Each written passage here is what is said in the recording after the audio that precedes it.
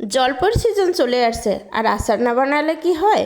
নমস্কার বন্ধুরা, আমি নূপুর চলে আসলাম এই যে তেলের আচার বানানোর জন্য। জলপাইয়ের আমি কিভাবে বানাই সেটা তোমাদের সাথে শেয়ার করছি। আমি এই জলপাইটাকে ভালো করে ধুয়ে মুছে সুন্দর করে পরিষ্কার করে জল ঝরিয়ে নেব। তারপর আমি এখানে দিয়ে দিয়েছি ভিনেগার আর চিনি। ভিনেগার আর চিনির ভিতর আমি এটাকে সুন্দর করে কষিয়ে নেব কিছুটা সময়, মানে রঙটা চেঞ্জ হওয়া পর্যন্ত। রঙটাও চেঞ্জ হবে আর কিছুটা সেদ্ধও হয়ে যাবে, মানে একবারে সেদ্ধ হবে না, কিছুটা সেদ্ধ হবে। আমি এই যে এখন এটাকে তুলে রাখলাম। এখন আমি কড়াইটা ভালো করে ধুয়ে পরিষ্কার করে এখন পরিমাণ মতো আমি তেল দিয়ে দেবো। দেখো তেলটা গরম হয়ে গেছে। আমি এর ভিতর ফোড়নে 5 ফোড়ন দিয়ে দিয়েছি আর গোটা গরম মশলা দিয়ে দিয়েছি। এখন এর ভিতর দিয়ে দিলাম আমি রসুন বাটা, আদা বাটা। রসুনটা একটু থেতো করে দিলেও হবে। তারপর ভালো করে কষিয়ে আমি এর ভিতর একটু হলুদের গুঁড়া দিয়ে দিয়েছি আর কয়েকটা কাঁচামরিচ দিয়ে দিয়েছি।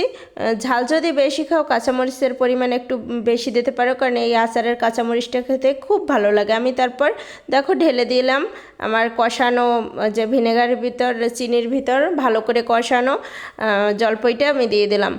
দেখো এখন এই যে কেমন কালারটা হয়েছে। আমি এখন পর্যন্ত কিন্তু এর ভিতর মরিচের গুঁড়া দিনে আমি এর ভিতর দিয়ে দেবো টালা মরিচের গুঁড়া, মানে শুকনো খোলায় টালা যে মরিচটা তার গুঁড়া দিয়ে দেবো। আমি এখনই দিনে আরও একটু পরে দেবো।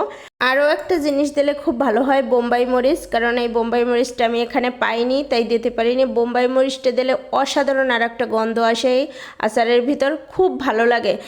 তোমাদের কাছে যদি বোম্বাই মরিচ থেকে থাকে তাহলে সেই বোম্বাই মরিচটা গোটা গোটা দিয়ে দেবে, খুব ভালো লাগে। আমি এখন এই যে দেখো দিয়ে দেবো এর ভিতর টালা মরিচের গুঁড়া। ও আমি আরও একটা কথা বলতে ভুলে গেছি, দেখাতেও ভুলে গেছি, আমি গোটা গোটা রসুনের কোষ দিয়ে দিয়েছি এর ভিতর কিছুটা। তোমরাও গোটা গোটা রসুনের কোষ দিয়ে দেবে, 10-15টার মতো দিয়ে দেবে, কারণ যে যেরকম আচার বানাবে তার মতো সেরকম দিয়ে নেবে।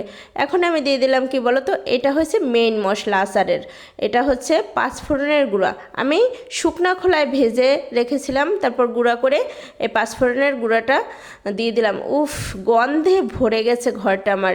এখনই মনে হচ্ছে আমি আচার বানাচ্ছি। এতক্ষণ যা কি হয়েছে জানি না। আচারের ভিতর যখন 5 ফোড়নের গুঁড়োটা পড়ে তখনই মনে হয় যে আচার বানানো হচ্ছে। তো এই পর্যায়ে লবণটা চেক করে নেবে সবাই, লবণটা ঠিকঠাক আছে কিনা। তখন একটু চিনির পরিমাণ ঠিকঠাক আছে কিনা একটু চেক করে নেবে, কারণ এটা পরিমাণ কিছু কিছু জলপাই বেশি টক হয়, কিছু কিছু জলপাই অত বেশি টক হয় না, তাই একটু চিনি আর লবণের পরিমাণটা চেক করে নেবে। তারপর যদি লাগে তখন এইখানে একটু দিয়ে ভালো করে কষিয়ে নেবে। এই যে দেখো আমার আচারটা ঠান্ডা হয়ে গেছে, জারের ভিতর ভরে রেখেছি। যদি আমার এই রেসিপিগুলো ভালো লাগে তাহলে অবশ্যই কমেন্টে জানাবে। সবাই ভালো থাকবে, সুস্থ থাকবে। আমার মতো বানিয়ে আমাকে কিন্তু জানাবে কেমন হলো।